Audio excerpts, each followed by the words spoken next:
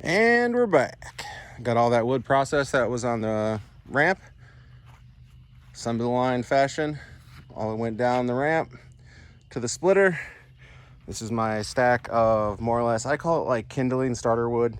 In my bundles, I really like to include a few pieces of smaller wood to get the fire started. Not everyone is an expert, and if you give some people, a bundle that all has pieces of wood this size in it, they're probably gonna have a tough time getting it going. But if you got, a bunch of those pieces and you put one or two of these smaller diameter, little mini logs kind of in. I mean, some people call them sticks. I call it kindling. It's really dry wood. Put a little bit of paper or cardboard underneath it and, put a couple of these over top of it and you'll get the fire going, no problem. So I am sure to include some of that. So in this batch of firewood, I've more or less mixed small kindling wood in, as you guys can see, in with the big stuff. That way when I bundle, a good ratio, probably like 80-20, 80% big wood, 20% smaller diameter stuff. But here's a good view of all the wood. I'd say it's about almost half a face cord. Or about almost a full face cord, actually. Yeah, there's a decent amount there. I gotta add to it. I have to get more wood yarded out of the woods.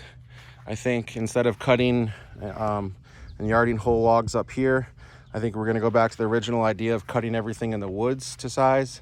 So more or less we won't really be using this jig right here only for, small stuff, or if we're kind of in a pinch and need to measure something out. But other than that, I really don't plan on using this. For the most part, we're gonna be using the other measuring device that I showed you guys last time. Currently it's over here by the wagon, but we're gonna make a newer version of this because this one's kind of in rough shape. But simple concept. Showed you guys many times. You put the log inside the thing. You bring the log all the way down to the end. You make your cut right here. And this piece of wood right here is 16 inches exactly every single time.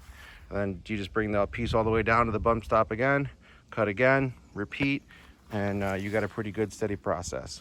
I want to make a bigger version of this that's meant for bigger logs. This one's meant for small diameter branches to do multiple ones at one time. Pretty much just to, save some time. But we got the wood yard pretty much cleaned up. All the pitch, sawdust and stuff got blown off. Got the ramp cleaned up. Ramp's ready to go for more wood. We just got to go and get some. So we're gonna go back probably today and cut some stuff down and get some stuff dropped. But we want to keep up production like this.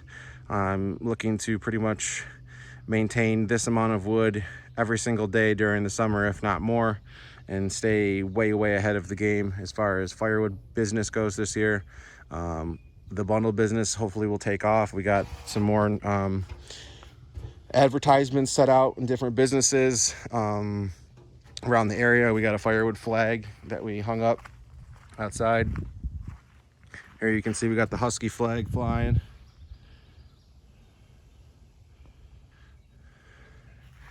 Got the towing rig over here. People said it wouldn't work. People said the hydro tough transmission wouldn't hold up. Well, it's working. This thing's a beast. It's pretty much a two-wheel drive, four-wheeler. Doesn't go as fast, but it's got the torque and I can tow pretty much whatever I can fit on the back of it. So here's the bundler machine that I made and created. We use this as soon as we get this pile a little bit bigger, and we'll start bundling everything up. Once we get everything split, pretty much like to give it 4 to 6 days to dry out. We get a really good breeze here where we're located. You can't really see things moving too much, but you can kind of see the leaves moving a little bit. But we get really good airflow, so I believe in the single stack method. I don't like to double my firewood up. A single stack allows for airflow on both sides, and you don't have to worry about your wood not, you know, getting proper ventilation, so the air can dry it. Most of your drying is going to be done by air. The rest of it's going to be done by sunlight, obviously. So the more it's exposed to both, the faster it's going to happen. This is standing dead ash, most of it was. So the moisture content is already below 20%, 18%. So we're going to give this probably 5 or 6 days. We're going to add more to this, and then we're going to bundle it up and get it ready for sales. So just wanted to show you guys a little update. We got a little bit of saw work done this weekend. Hoping to get some more wood out of the woods so we can make this pile twice as big. I'm probably gonna have to remake this table soon. The table is an indoor desk table that kind of is starting to peel. You can see the split. It did have a piece of rubber that went all the way around it, like a trim piece. That fell off, so. But I'll show you guys my splitter setup. I modified my Ryobi electric splitter.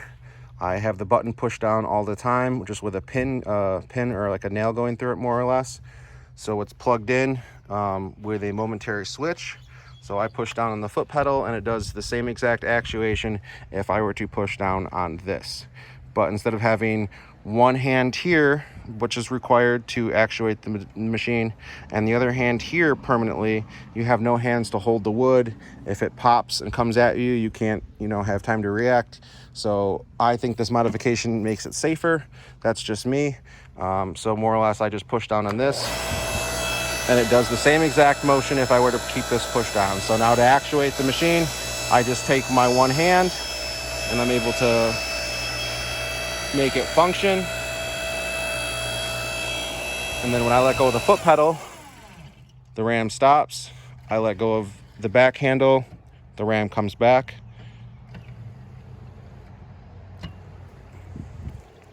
So again, foot pedal, forward.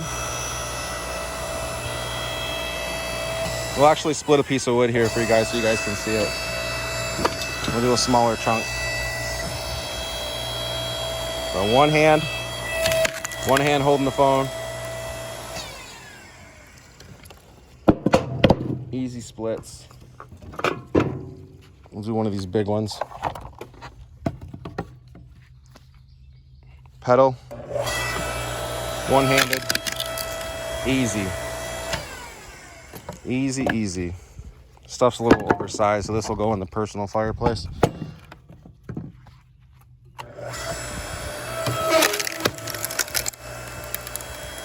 Love that sound. Sound of money.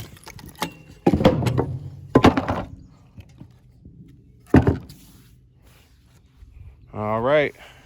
Thanks for watching.